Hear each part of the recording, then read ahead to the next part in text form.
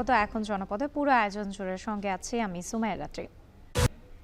আগরতলা থেকে আখাউড়া সীমান্ত অভিমুখে লং মার্চ ঘিরে সীমান্তে তৎপর বিজিবি। এদিকে ভিসা জটিলতায় হিলি ভোমরা সহ বিভিন্ন ইমিগ্রেশন চেকপোস্ট দিয়ে আশঙ্কাজনক হারে কমেছে পাসপোর্টের যাত্রী পারাপার।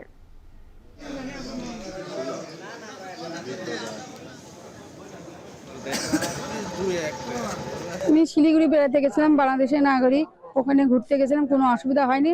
আমার ওয়াইফকে নিয়ে কলকাতায় গিয়েছিলাম, আইভিএফ চিকিৎসা, ওখানে কোনো সমস্যা নেই, সব নর্মাল। কখনো 50-60 এরকম যাত্রী যাতায়াত করতেছে। অন্য দেশের দূতাবাসের কর্মকর্তা কর্মচারী এবং সম্পদ, এটা সুরক্ষা দেওয়ার দায়িত্ব তাদের। আমার মনে হয় অলরেডি আমরা পিক অফ দ্য ক্রাইসিস পৌঁছে গিয়েছি, কারণ এর চেয়ে খারাপের দিকে যাওয়া মানে সম্পর্ক ভেঙে যাওয়া। এখন জনপদে এ নিয়ে থাকছে সর্বশেষ। অরক্ষিত এইসব ক্রসিং ব্যবহার করে রেললাইন পারাপারে অসাবধানতাবশত কিংবা চালকের ভুলে প্রতিদিনই ঝরছে প্রাণ। বছরে 2, 4, 5, 6টি দুর্ঘটনা এখানে ঘটে থাকে। বিভিন্ন অজুহাত দেখাইতেছে যে এখানে দেওয়া যাবে না, এই মেন রাস্তা না। গভর্নমেন্ট বডি আছে, এগুলোর সাথে আলোচনা করে আন্তঃমন্ত্রণালয়ের বৈঠকের মাধ্যমে এটা আসলে এটা সেটেল করতে হবে। কুমিল্লা অঞ্চলের লেভেল ক্রসিং এর বেশিরভাগই অবৈধ। জনগুরুত্বপূর্ণ কাজ বাদ দিয়ে বিপুল ব্যয়ে অপ্রয়োজনীয় 6টি স্টেশন নির্মাণ রেলওয়ের। এখন জনপদে এ নিয়ে থাকছে বিস্তারিত, তবে শুরুতেই বাংলাদেশ ভারত ইস্যু সম্পর্ক। গতকাল ভারতীয় কট্টরপন্থীদের আগরতলা থেকে আখাউড়া সীমান্ত অভিমুখে লং মার্চ ঘিরে উত্তেজনাকর পরিস্থিতির পর আজ সীমান্ত এলাকায় তৎপর বিজিবি। এদিকে বন্দর দিয়ে বাংলাদেশি যাত্রী পারাপার কমেছে আশঙ্কাজনক হারে। এদিকে একই পরিস্থিতি ভোমরা স্থলবন্দরেও। এ নিয়ে বিস্তারিত জানাতে আখাউড়া স্থলবন্দর থেকে যুক্ত হচ্ছেন আজিজুল সঞ্চয় ও সাতক্ষীরা ভোমরা স্থলবন্দর থেকে যুক্ত হচ্ছেন আহসান রাজীব। প্রথমেই যেতে চাই সঞ্চয়ের কাছে। সঞ্চয়, এই মুহূর্তে আখাউড়া সীমান্তের পরিস্থিতি কেমন দেখছেন? বন্দরের যাত্রী পারাপার স্বাভাবিক রয়েছে কিনা জানাবেন।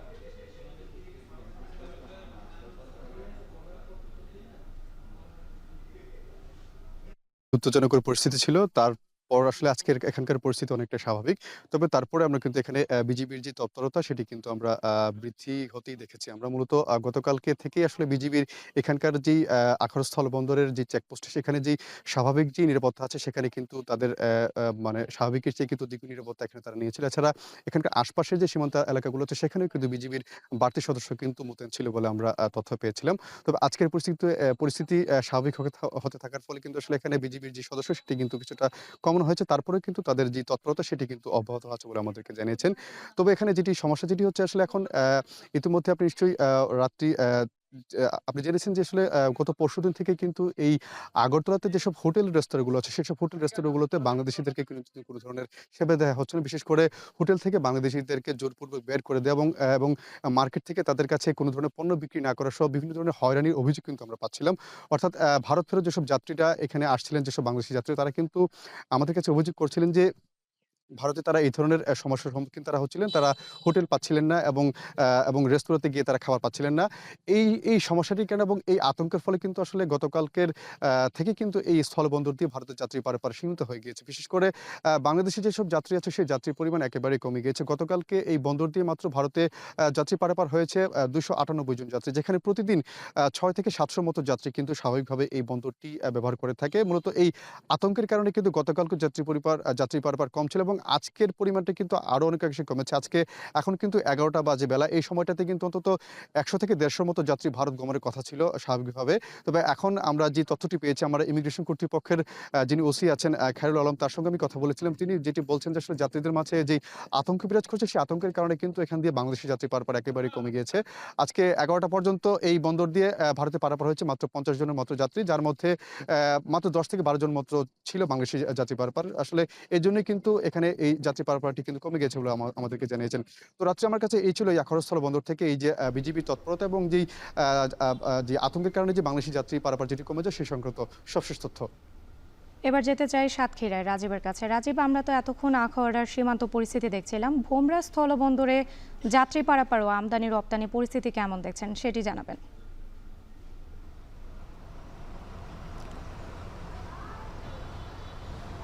রাত্রে সাতক্ষীরার ভোমরা স্থলবন্দরের কার্যক্রম কিন্তু একেবারেই স্বাভাবিক। গত কয়েকদিন ধরে কিন্তু এখানে নিয়মিত পণ্য আসছে, একসাথে যে সমস্ত পণ্য ভারতে যায় সেগুলো কিন্তু যাচ্ছে। আমরা ব্যবসায়ীদের সাথে কথা বলেছিলাম, তারা আমাদেরকে বলছেন যে তাদের যে কার্যক্রম তারা সম্পূর্ণভাবে স্বাভাবিক গতিতে তারা কার্যক্রমগুলো করতে পারছেন। একই সাথে এখানে যে পণ্যগুলো আসার কথা ছিল সেগুলো কিন্তু নিয়মিত আসছে। শুধুমাত্র এখানে আলুটি প্রবেশ করছে না, যেটি আমদানির কথা ছিল, তবে এখন কিন্তু পেঁয়াজ, কাঁচামাল যে সমস্ত আসতো সেগুলো সব কিন্তু আসছে। একই সাথে পাথর সহ যে সমস্ত রেগুলার যে পণ্যগুলো এখানে আসে সেই পণ্যগুলো কিন্তু নিয়মিত চলাচল করছে, যে পণ্যবাহী ট্রাকগুলো।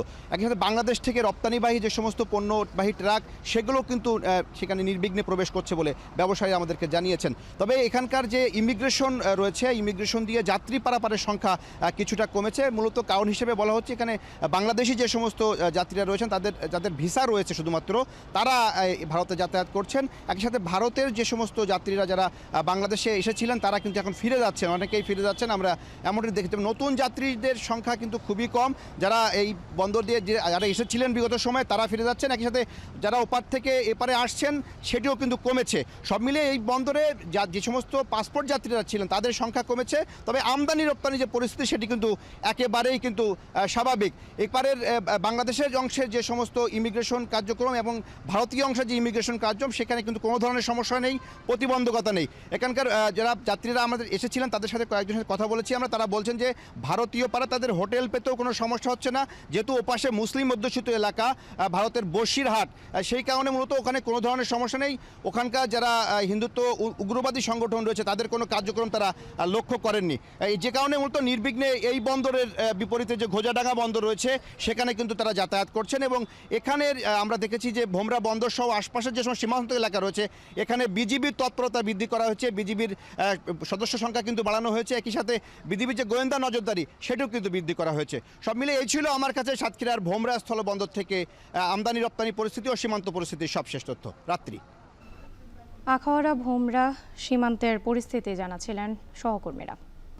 আগরতলা বাংলাদেশ হাই কমিশনে হামলা ও ফেনী বিলোনিয়া সীমান্তে ভারতীয়দের কার্যক্রমের প্রতিবাদে বিক্ষোভ মিছিল ও সমাবেশ করছে ফেনীর ছাত্র জনতা। এ বিষয়ে আরও জানতে ফেনীর বিলোনিয়া স্থলবন্দর থেকে যুক্ত হচ্ছেন সহকর্মী সুলেমান ডালিম। ডালিম, কি বলছেন বিক্ষোভকারীরা? স্থলবন্দর এলাকার পরিস্থিতি কেমন দেখছেন? রাত্রি ভারতের আগরতলায় বাংলাদেশ হাইকমিশনে হামলা, ভাঙচুর এবং বাংলাদেশের পতাকা অবমাননার ঘটনা এবং ফেনীর পরশুরামের বিলোনিয়া স্থলবন্দরের একদম নিকটে এসেই ভারতীয় উগ্রপন্থীদের যে কর্মসূচি সেসব কর্মসূচির প্রতিবাদে ফেনীর ছাত্র জনতা আজকে এখানে একটি কর্মসূচি ঘোষণা করেছে।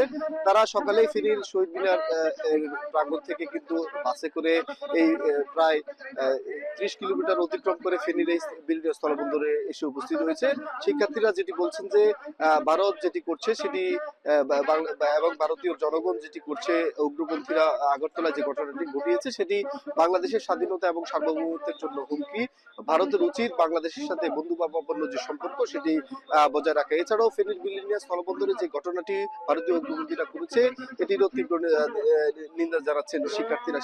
যেটি বলছে যে ভারত সরকার যেন অতি দ্রুত এই কার্যক্রম যারা করেছে সেটির বিপক্ষে ব্যবস্থা নেয়। অপরদিকে আমরা যেটি জেনেছি যে স্থানীয় এই বাউর পাথর এলাকায় এটি এসে সেটি জানছে যে গতকাল রাতে এখানে স্থানীয় একজন কৃষককে ভারতীয় যে সীমান্তরক্ষী বাহিনী তারা একটু ধরে নিয়ে গেছে। এই ঘটনাটি আমরা শুনছি। আমরা কথা বলেছি বিজিবির সাথে, বিজিবি আমাদেরকে যেমনটি বলছেন যে তাদের কাছে এই বিষয়ে তথ্য আছে, কিন্তু তারা এখনো এই বিষয়টি পুরোপুরিভাবে নিশ্চিত নয়। আমরা কথা বলেছি ফেনীস্থ যে 4 বিজিবি রয়েছে, জয়লস্করস্থ 4 বিজিবি, ওখানকার যিনি কর্মকর্তা রয়েছেন লেফটেন্যান্ট কর্নেল মোশাররফের সাথে তিনি আমাদেরকে যেমনটি জানিয়েছেন যে এই যে উদ্ভূত পরিস্থিতি সেই উদ্ভূত পরিস্থিতিতে কিন্তু তারা অতিরিক্ত যে নিরাপত্তা সেটি নিশ্চিত করেছেন। সীমান্তে তারা কিন্তু বিজিবির যে পাহারা সেটি বাড়িয়েছেন। এছাড়াও কিন্তু তারা সীমান্তে যেসব বাড়ি রয়েছে সেসব ঘর বাড়িতে কিন্তু তারা ডোর টু ডোর যাচ্ছেন এবং সাধারণ যারা জনগণ রয়েছে তাদের মধ্যে তারা সচেতনতা বৃদ্ধি করছেন। বলছেন যে সীমান্ত যেন অতিক্রম না করেন এবং সীমান্তের আশপাশে যেন না যান, যাতে করে কোনো ধরনের অপ্রীতিকর ঘটনা যেন না ঘটে। আমরা এখানে এসেছি, যেটি দেখেছি যে পুলিশ সহ অন্যান্য যে আইনশৃঙ্খলা বাহিনী সেটিও নজরদারি বাড়ানো হয়েছে। তো এই ছিল ফেনীর বিলোনিয়া এলাকা থেকে আমার কাছে এখানকার পরিস্থিতির সর্বশেষ। আগরতলা বাংলাদেশ হাই কমিশনে হামলা এ নিয়ে বিক্ষোভ সমাবেশ করছেন ফেনীর ছাত্র জনতা। এ বিষয়ে বিস্তারিত জানাচ্ছিলেন সহকর্মী সুলেমান ডালিম। আগরতলায় বাংলাদেশের সহকারী হাই কমিশনে হামলার ঘটনাকে ভিয়েনা কনভেনশনের সুস্পষ্ট লঙ্ঘন বলছেন আন্তর্জাতিক সম্পর্ক বিশ্লেষকরা। ভারতের দুঃখ প্রকাশকে ইতিবাচক উল্লেখ করে তারা বলছেন, হামলার জবাবে জোরালো প্রতিবাদ বাংলাদেশের কূটনীতিকের শক্ত অবস্থানে নিয়েছে। যদিও বাংলাদেশ ভারত সম্পর্কের সংকট এখন চূড়ান্ত সীমায় অবস্থান করছে বলেও মত বিশ্লেষকদের। নাইম আবির জানাচ্ছেন বাকিটা। কলকাতায় বাংলাদেশ উপ হাইকমিশনের সামনে সহিংস বিক্ষোভের মাত্র ৩ দিনের ব্যবধানে আগরতলায় সহকারী হাইকমিশনের অফিস ভাঙচুর, পোড়ানো হয় বাংলাদেশের জাতীয় পতাকা। প্রথমে বিক্ষোভের ডাক, পরে আক্রমণ। আইনশৃঙ্খলা বাহিনীর সদস্যরা সেখানে থাকলেও শুরুতে পরিস্থিতি নিয়ন্ত্রণে তাদের তেমন ভূমিকা নিতে দেখা যায়নি। পরে পুলিশ বাহিনী ও টিএসআর সদস্যরা যখন পরিস্থিতি নিয়ন্ত্রণে আনে, ততক্ষণে হাইকমিশনের ভেতরের আসবাবপত্র সব ভেঙে ফেলা হয়। আগরতলায় বাংলাদেশের কূটনৈতিক মিশনের নিরাপত্তা প্রদানে ব্যর্থ হওয়া ভিয়েনা কনভেনশনের সুস্পষ্ট লঙ্ঘন বলছেন আন্তর্জাতিক সম্পর্ক বিশ্লেষকরা। বাংলাদেশ ভারত সম্পর্ক এখন সংকটের চূড়ান্ত সীমানায় রয়েছে বলেও মত তাদের। ওখানে যে ঘটনাটা ঘটেছে এটা নিশ্চিতভাবেই ভিয়েনা কনভেনশনের লঙ্ঘন। তার কারণ হলো ভিয়েনা কনভেনশনের বলা আছে পরিষ্কার করে যে কোনো স্বাগতিক দেশ অন্য দেশের দূতাবাসের কর্মকর্তা, কর্মচারী এবং সম্পদ এটা সুরক্ষা দেওয়ার দায়িত্ব তাদের। তো সেখানে যদি সেই সুরক্ষা না থেকে থাকে তাহলে দায়িত্বটা তাদের ঘাড়েই পড়ে। আমার মনে হয় অলরেডি আমরা পিক অফ দ্য ক্রাইসিস পৌঁছে গিয়েছি, কারণ এর চেয়ে খারাপের দিকে যাওয়া মানে সম্পর্ক ভেঙে যাওয়া, এবং বাংলাদেশও চাইবে না, ভারতও চাইবে না। ভারতে আইনশৃঙ্খলা বাহিনীর উপস্থিতিতেই এমন ঘটনা পরিকল্পিত মনে করে ঢাকা। প্রথমে প্রতিবাদ লিপি ও পরে হাইকমিশনারকে জরুরি তলব করে প্রতিবাদ করেছে পররাষ্ট্র মন্ত্রণালয়। নিরাপত্তাহীনতার কারণ দেখিয়ে সকল প্রকার ভিসা ও কনসুলার সেবা কার্যক্রম অনির্দিষ্টকালের জন্য বন্ধ রাখার সিদ্ধান্ত নিয়েছে আগরতলার বাংলাদেশ সহকারী হাইকমিশন। হামলার জবাবে এমন জোরালো প্রতিবাদ করায় কূটনৈতিকভাবে শক্ত অবস্থানে রয়েছে বাংলাদেশ, যা ভারতের জন্য স্বস্তিদায়ক নয়। বাংলাদেশও কিন্তু পাল্টা পদক্ষেপ নিয়েছে। ভিসা ইস্যু করা বন্ধ, অফিস আপাতত বন্ধ। কাজেই এই যে শাস্তিমূলক পদক্ষেপ বাংলাদেশ নিয়েছে, এটা ভারতের জন্য যথেষ্ট অপমানজনক, এবং এই অপমানটা তারা অর্জন করেছে।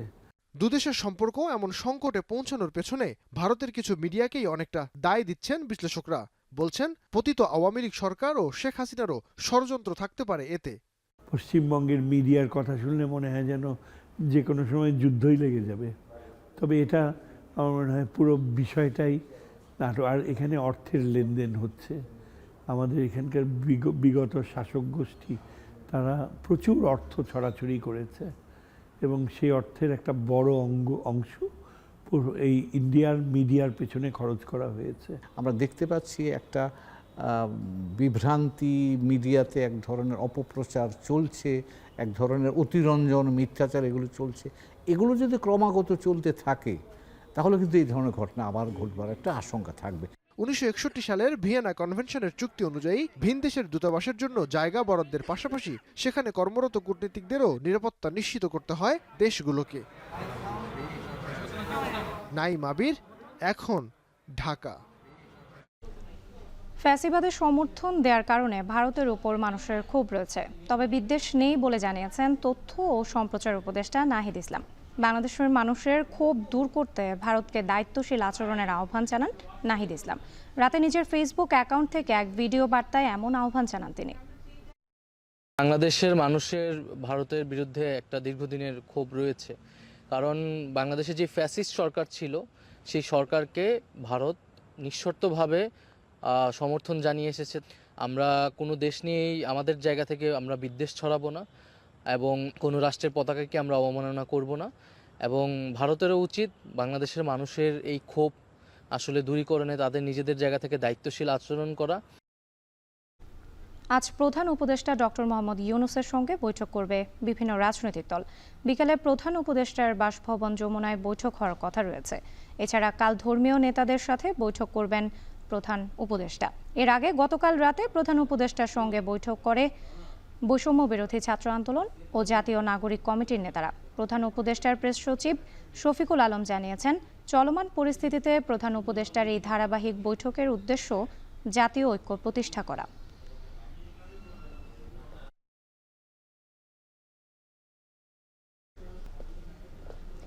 ট্রেন পরিচালনায় রানিং স্টাফ, গার্ড ও টিটি সংকটের কারণে ময়মনসিংহ থেকে তৃতীয় দিনে বন্ধ রয়েছে লোকাল ট্রেন চলাচল। নেত্রকোনার জারিয়া, মোহনগঞ্জ ও জামালপুরের দেওয়ানগঞ্জ রেলপথে লোকাল ট্রেন চলাচল বন্ধ থাকায় ভোগান্তিতে পড়েছেন এ পথের যাত্রীরা। এ বিষয়ে জানাতে ময়মনসিংহ রেল স্টেশন থেকে যুক্ত হয়েছেন সহকর্মী হারুনুর রশিদ। হারুন, ট্রেন চলাচল শুরু করতে রেল কর্তৃপক্ষের কী ধরনের পদক্ষেপ দেখতে পাচ্ছেন?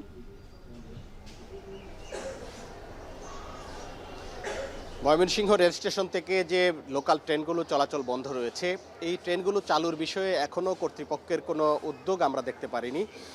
আমরা কথা বলেছিলাম ময়মনসিংহ রেল স্টেশন কর্তৃপক্ষের সাথে, তারাও আসলে বিষয়টি নিয়ে অন্ধকারে রয়েছেন যে আসলে কখন এই লোকাল ট্রেন চলাচল শুরু হবে সেই বিষয়টি তারাও কিন্তু কিছু বলতে পারছেন না।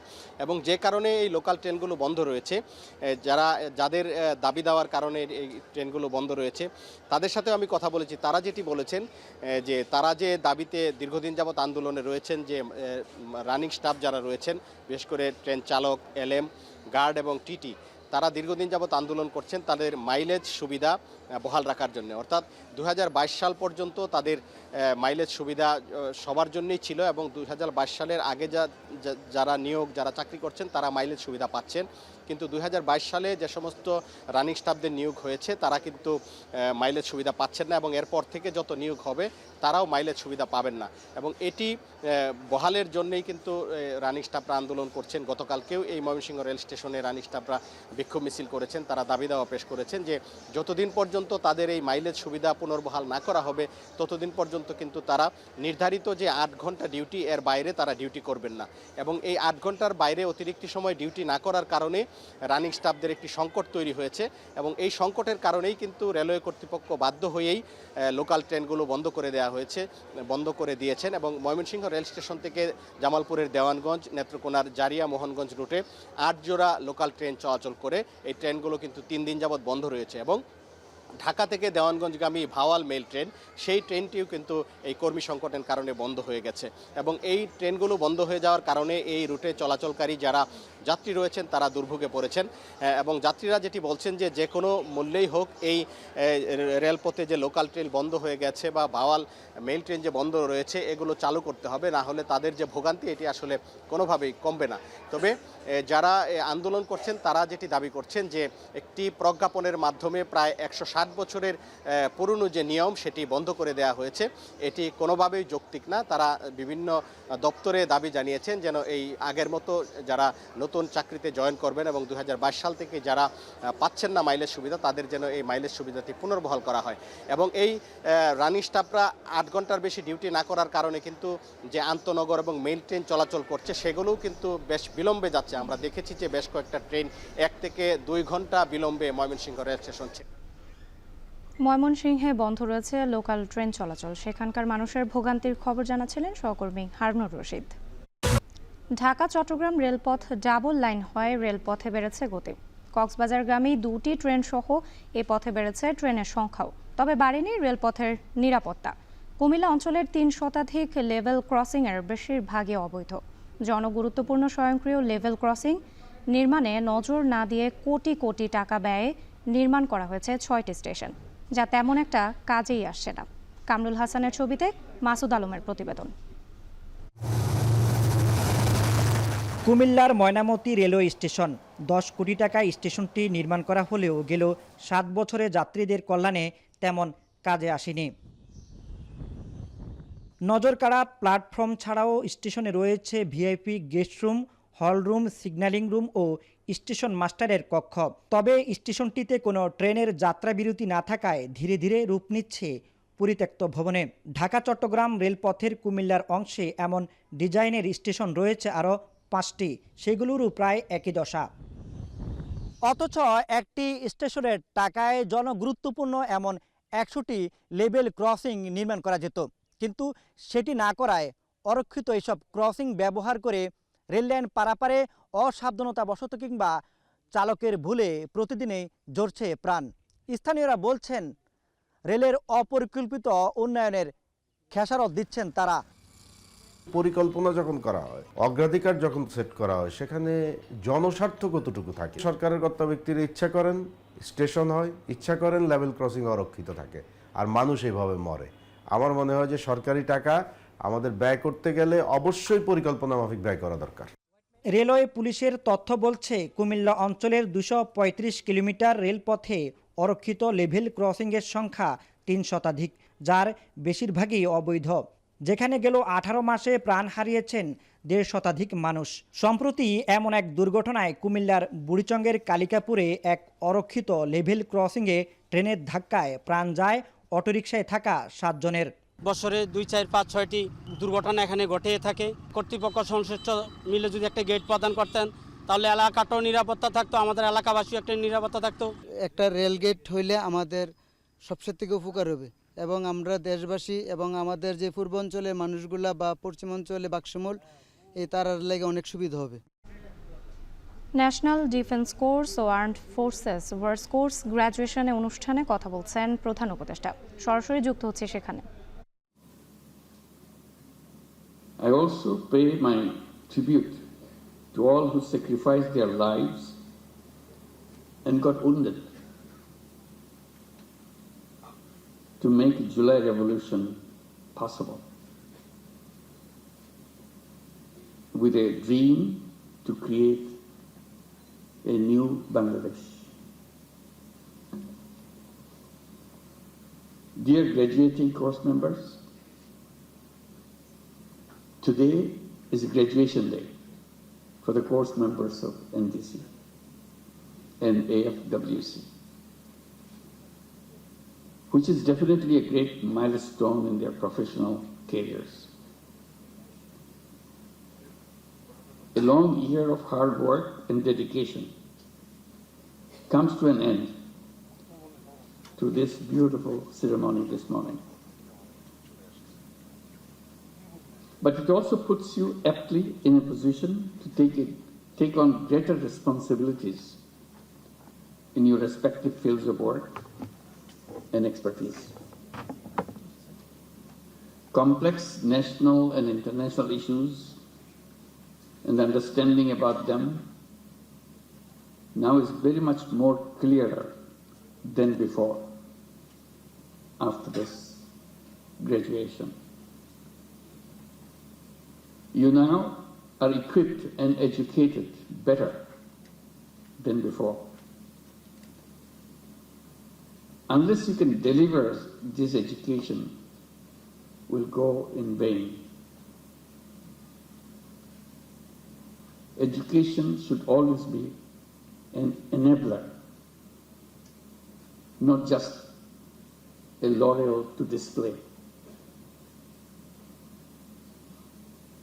Distinguished course members, please remember, globally we are at a strategically critical times,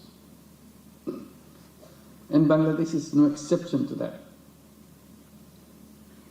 Ramifications of our actions will have far-reaching consequences in near and far future. We must continue to remain steadfast in our resolve. It's only the people of a nation that can decide on the destiny of their nation. To thrive, we need to be together more than ever before. Global challenges do not belong to anyone alone, any one nation alone.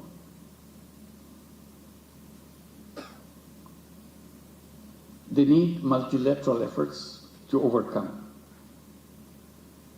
The global problem solving must therefore rely on cooperation, not conflict. Dear members of the Bangladesh Armed Forces, I am proud to notice the progress of the armed forces and their enduring contribution to national security, development,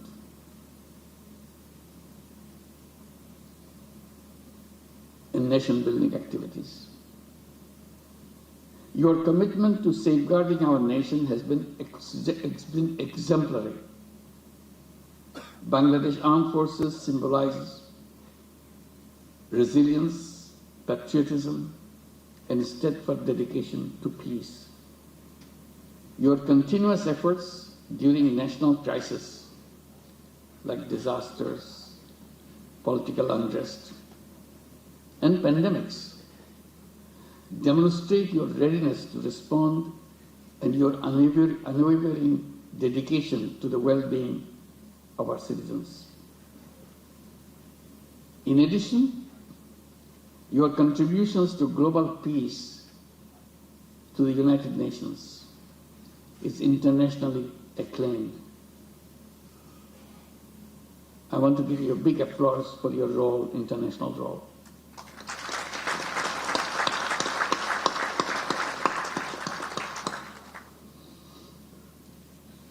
And I hope you continue to hold on to them. For other Bangladeshi course members from other offices of the government, I wish that your year-long interaction in NDC has added great value to your understanding of the need for a collaborative approach in all our national problems. I also hope that the friends that you have made during this occasion shall enable you to have better perspective about problems that you will solve in future. Dear international course members, my very special felicitation to you on your successful completion of the National Defense Course 2024. I hope that during your time here, you have forged friendships that transcends borders, languages, and develop a deeper understanding of our rich cultural heritage. Your presence enriches our institute, and I trust that you will act as goodwill ambassadors for Bangladesh in your respective countries and beyond the borders of your countries. Dear course members, once again, huge congratulations to you and your families, who I'm sure have endured along with you this arduous journey that you have undertaken. Dear Commandant and all members of NDC, as we look ahead, I'm confident that NDC will continue to uphold its motto, security through knowledge. Thank you for inviting me, and I hope that your journey towards excellence will continue in earnest. Thank you very much for giving me this opportunity to meet you and talk to you. Thank you.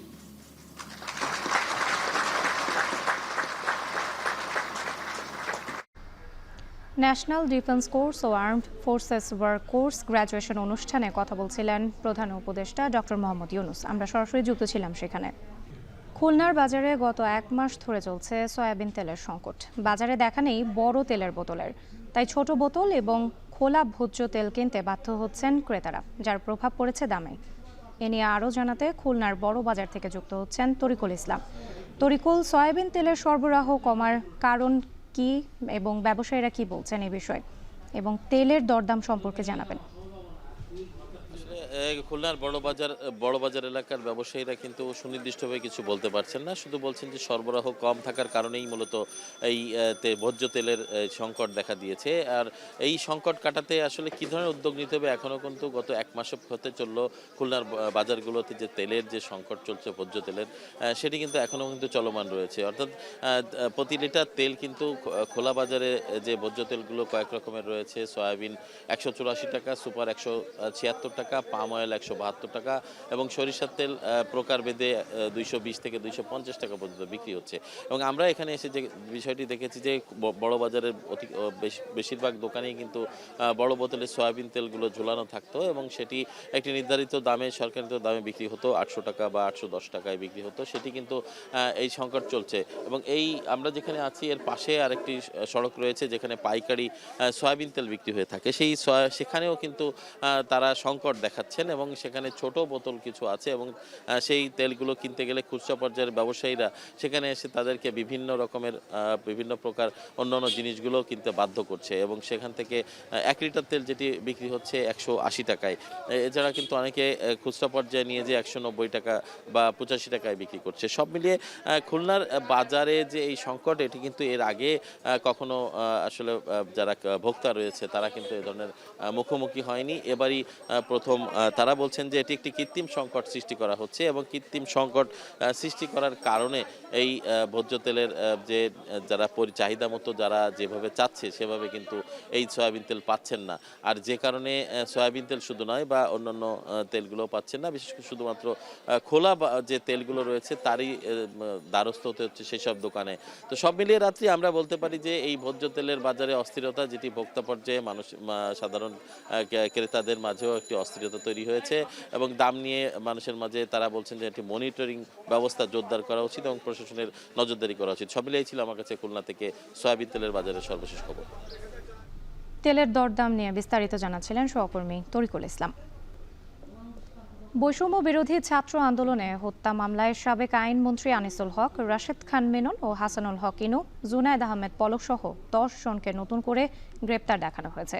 বুধবার সকালে তাদের ঢাকার CMM আদালতে হাজির করা হলে একাধিক মামলায় গ্রেপ্তার আবেদনের প্রেক্ষিতে এই আদেশ দেন আদালত। এছাড়া পল্টন থানার যুবদল নেতা শামীম হত্যা মামলায় মিরপুরের সাবেক কাউন্সিলর জামাল মোস্তফা ও ঢাকা মহানগর উত্তর মহিলা আওয়ামী লীগের সাংগঠনিক সম্পাদক রোকেয়া জামানকে 3 দিন করে রিমান্ড আদেশ দিয়েছেন আদালত। পাশাপাশি একাধিক থানার হত্যা মামলায় সাবেক প্রধানমন্ত্রীর মুখ্য সচিব নজিবুর রহমান ও 2 জন পুলিশ সদস্যকে নতুন করে গ্রেপ্তার দেখানো হয়েছে। রাষ্ট্রপক্ষের আইনজীবী জানান, জুলাই গণহত্যায় প্রত্যক্ষ ও পরোক্ষভাবে জড়িত ছিল আসামিরা।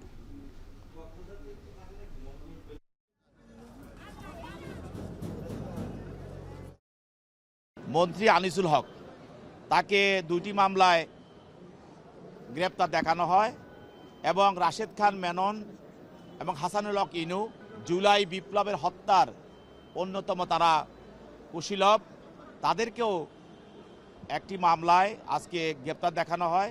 জুনায়েদ আহমেদ পলক এবং একজন কমিশনার সলিমুল্লাহ ছলু এবং সাবেক একজন এমপি ঢাকারি সাদেক খান, তাদেরকেও এই আজকে মোহাম্মদপুর একটি থানা মামলায় গ্রেপ্তার দেখানো হয়।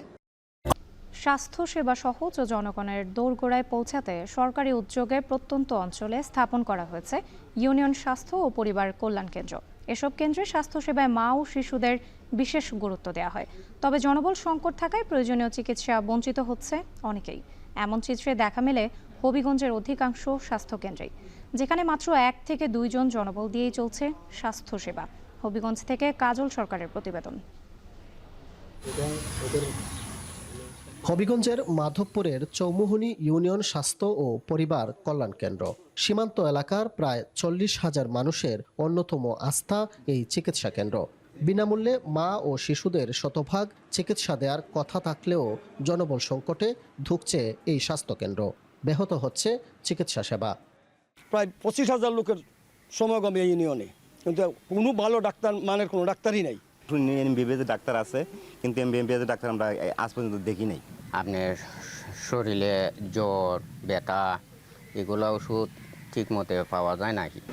আমি তো চেক আপ করতাম চাইছিলাম, ওনারা না করছে, চেক আপ করছে না। আমরা এই তো অসুবিধা পড়ে হই, নাইলে তো থাকলে দিয়া দেয়, আর না থাকলে তো নাই যাই গিয়ে। একই চিত্র জেলার মোট 52টি ইউনিয়ন স্বাস্থ্য ও পরিবার কল্যাণ কেন্দ্রের। প্রতিটি কেন্দ্রে 6টি পদে কমপক্ষে 10 জন থাকার কথা থাকলেও নেই সেই পরিমাণ লোকবল। অথচ বেশিরভাগ কেন্দ্র চলছে মাত্র 1 থেকে 2 জন কর্মী দিয়ে। গুরুত্বপূর্ণ উপসহকারী কমিউনিটি মেডিকেল অফিসারের 52টি পদের বিপরীতে আছেন মাত্র 10 জন। আর পরিবার কল্যাণ পরিদর্শকের 101টি পদের বিপরীতে কর্মরত আছেন মাত্র 60 জন। একটা ডেলিভারি মা যখন আসে, মাকে রেখে কোথাও একটু সময়ের জন্য সরা যায় না। সেই তুলনায় অন্তত আমার মতো 2 জন FWB একটা সেন্টারে থাকা দরকার। পাশাপাশি একজন SSCMও এক পোস্টিং থাকা দরকার, যা আমার এখানে নেই। একজন ফার্মাসিস্টের পোস্ট আছে, উনি নাই। মেডিকেল অফিসারও আছে, একজনের পোস্ট নাই। সেকমো একজনের পোস্ট নাই। ভিজিটার এখানে 2 জনের মধ্যে আমরা একজন। MLS আছে একজন, নাইট গার্ডও একজন। এগুলো নাই আর কি, আমরা 2 জন আছি, ভিজিটার আর আয়া শুধু। জেলা পরিবার পরিকল্পনা কর্মকর্তা বলছেন, মামলা সংক্রান্ত জটিলতার কারণে বন্ধ আছে নিয়োগ প্রক্রিয়া। এ বিষয়ে ঊর্ধ্বতন কর্তৃপক্ষকে প্রতিনিয়ত জানানো হচ্ছে বলেও জানান তিনি। মামলাজনিত জটিলতায় এটা আটকে আছে, তবে আমাদের অধিদপ্তর কর্তৃপক্ষ চেষ্টা করতেছে যত দ্রুত সম্ভব যাতে একটু লোকবল দেওয়া যায়। বিনামূল্যে ঔষধ সরবরাহ সহ এসব ইউনিয়ন স্বাস্থ্য ও পরিবার কল্যাণ কেন্দ্র পরিচালনায় ব্যয় হচ্ছে কোটি কোটি টাকা। তবে জনবল সংকটের কারণে ব্যর্থ হচ্ছে সেবা কার্যক্রম। এ অবস্থায় শিগগিরই জনবল নিয়োগের দাবি স্থানীয়দের। কাজল সরকার, এখন হবিগঞ্জ। শেষ করছি এখন জনপদে। এখন টেলিভিশন ওয়েবসাইটে দেখতে ভিজিট করুন www.ekon.tv। এছাড়া ফেসবুকে দেখতে ভিজিট করুন facebook.com/tv.ekon এবং ইউটিউবে এখন টেলিভিশন দেখতে ভিজিট করুন youtube.com/c/ekontv।